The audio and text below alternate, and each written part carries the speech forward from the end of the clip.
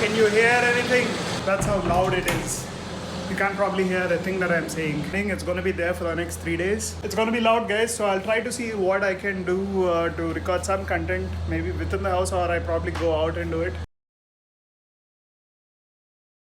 Hey guys, good morning, good afternoon, good evening, wherever you are. How's this intro? Do you guys like it? Not fan of it?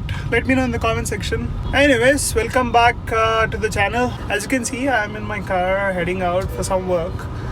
But before going anywhere, you have to plan where you're going, what are you gonna do. Just like that, if you're planning to go on a bike trip, there are a few things that at least me and my other friends start working on. Even though we have done some unplanned rides, they're not completely unplanned. We do some bit of planning. So for instance, we first start off with the location. So we first tried to come up with the location. For Leh, it was kind of impromptu. It's been long pending. We all wanted to do that.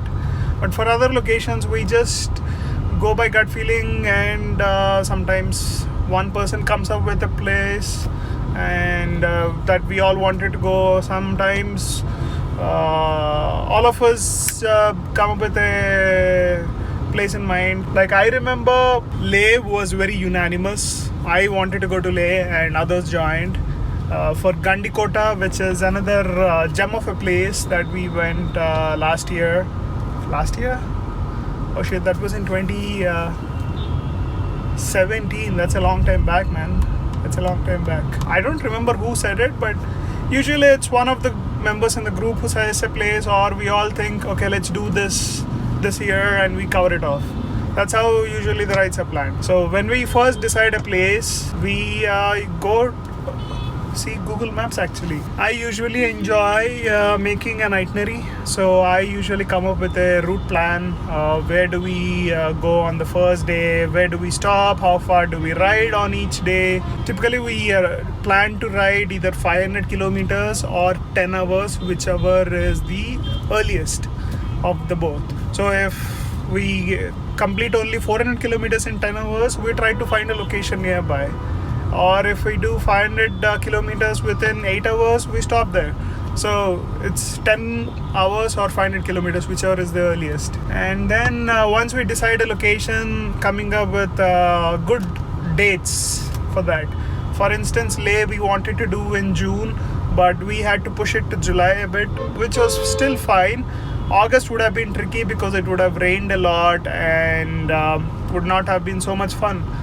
Similarly, we might do a northeast ride, a Bhutan ride, a ride to the south part of India. So that's also pending. So all these rides, it's better to plan them according to a season. You want to ride in the most optimum conditions. In that sense, June was perfect for Leh. Usually you don't want to ride in the hilly Ghat sections in rainy season. So we tried to do it in the winter. So we did Coorg and Ooty. Ooty was in April last year. That was kind of a one-off trip because it was only 3-4 days. But we did Coorg in October, Araku in August. So depending on the place, the location, the number of people also do matter. If it's a longer group, you want to take that much longer in preparation.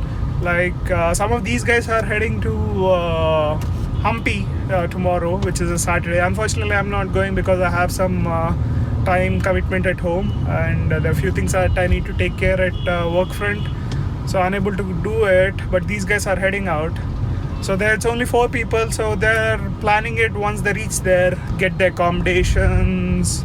The routes and all are pretty straightforward to Hampi. First thing is we decide on location. We look at Google Map, and then once you have the Google itinerary ready, it's a matter of getting your bike checked up and ready. If it's a long trip, like a 6,000 kilometer trip, we get the bike for a general checkup. Or if it's due for service, then you give it for service and get the bike ready. And once you have the itinerary ready, the bike ready, what else? You just wait for the days to come. Like you wait at this red signal. We don't book the hotels ahead of time. We just book it for the next day or so, just before we leave, unless it's a very popular location where you think it might be tough to find the rooms, like Pangong. We booked much in advance because we thought it will be tough to find rooms for the days that we want. But doing so, you might risk that your itinerary can't be flexible, in the sense that if there's a breakdown in one of the bikes, or one of the member is not healthy, or for some other emergency you have to change your plans, it might end up being costly. So in that sense, it's better to book hotels only 1 to 2 days before the itinerary, so that you don't waste money for cancellations or changes. Yeah, once you have the itinerary, the bike ready, just waiting for the time to come, you start shopping, maybe get some clothes. So when we are going to Leh, we had to do some winter shopping. We took some light clothes so that we don't need to pack so much. We have limited storage capacity on our bikes. The ADVs have panniers and top boxes, but rest of the bikes we were just using regular backpacks or saddle bags, which have limited capacity. So we probably take pairs that could last us for 7 days or max 10 days, and use the laundry services at some of the hotels to get our clothes washed, so that we don't need to carry more or buy new stuff. That's the store I usually go to whenever I need some bike accessories just before a ride or a trip. I'm actually getting small work on my helmet, and also my Ride On Air is getting serviced. So this is the new version of Ride On Air that they have. My existing Ride On Air is losing air, so that would be getting serviced. And for any other accessories like jackets and helmets, this is usually the place I come to. These are the ones that we trust: riding pants and riding jackets. You've probably seen in our rides, most of our group members have a Rhinox jacket and Rhinox pant. They are actually of good quality. Helmets, empty helmets are the basic helmets which really work. I have an empty blade, the one you saw, it is used for city purpose, and I have an empty gray that is used for touring. Both are very good. I got my padding replaced under warranty for free on the Cray before the Rajasthan trip, and now the empty blade, which is almost 3 years old, is getting serviced too, with small ratchets and the visor replacement. Yeah, you can change the paddings inside too from different sizes if you feel the padding has gone too soft. So in that sense, this store has been quite good. That's the collection. They even got a new brand of helmet called Shiro, which is a Spanish company. Seems like a good collection of graphics. I like this one. And they have riding gloves, some more jackets. In fact, this was the first place where I got my riding gear. When I got my Bentley 300, this is the first place where I purchased the riding gear. It's closer to house, and also they have good quality ones. The staff are good.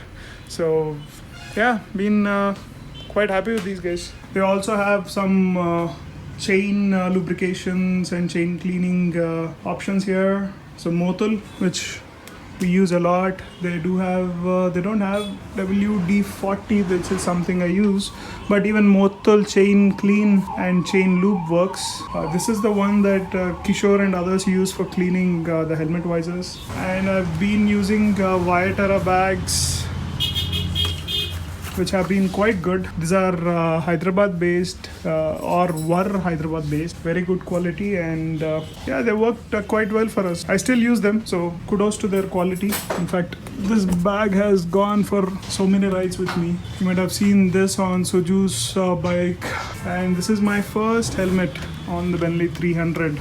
So I'm getting the visor replaced, the ratchet replaced, and also the padding, almost the entire helmet. The reason we went for riding pants is you end up saving a lot of luggage, because you can have liners instead of jeans and wash them up every 3 days, because they're very thin and dry up fast. So riding pants are good, jackets are compulsory, helmet obviously is a must. Riding shoes are a must. Without riding shoes, it would have been a multiple fracture and would have taken me months, not just months, probably years to recover. This is the riding gear that I use. My usual empty grey helmet. The tank bag is here, and I've removed the Nox protectors from my jackets. So I have two jackets. Both are Rhinox. This is the latest one that I have, and this is the oldest one I have. Besides this, I have a leather Dainese jacket. This is mostly for short breakfast weekend rides. And my Dainese knee guards and some Rhinox gloves. I also have Triumph branded gloves. These are the latest ones that I'm using. Quite good. So these were the ones I got as replacement for my touring gloves. Need to set these up a bit. All my first aid kits and accessories are here. I know it's a bit messy, but it's just that I'm looking for a stand where I can hang the jackets and have my other bags and stuff here.